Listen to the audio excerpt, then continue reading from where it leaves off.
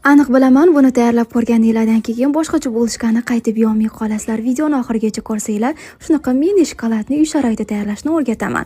Xamiri juda ham oddiy, quruq va suyuq mastalarimizni solib aralashtirib olib, un solib iliq joyda oshirishga yuboramiz. 20 mingga naqd 3 ta shokoladni sotib olib, konditer qopchasiga solamiz, qaynoq suvda eritib olib, tom shaklda kesib chiqamiz va muzlatgichga 5 minutga qotib olguncha yuboramiz. Xo'sh, retseptga qaytsak, oshib chiqqan xamirlarimizni yoyib olamiz. Ichiga tayyorlab olgan mayda shokoladlarimizni solib, o'rab olamiz va teng 12 bo'lakka bo'lib oldim. Xohlang mini qolip ichiga, xohlasanglar bulchka shaklda kesib olib, oddiy qolipda pishirib olsanglar ham bo'ladi. Ustiga bo'lsa sut surib 180 gradusga qizarib chiqquncha yuboramiz. Qizlar, men nima qildim aytaymi? Mega shokoladli bulchka bo'lsin deb ichiga shokoladli pasta solib yeb ko'rdim. Mazasiga keladigan bo'lsa, videoni o'zi aytib turibdi. Yaqinlarga jo'natib qo'ysanglar, ular ham xursand bo'lishadi.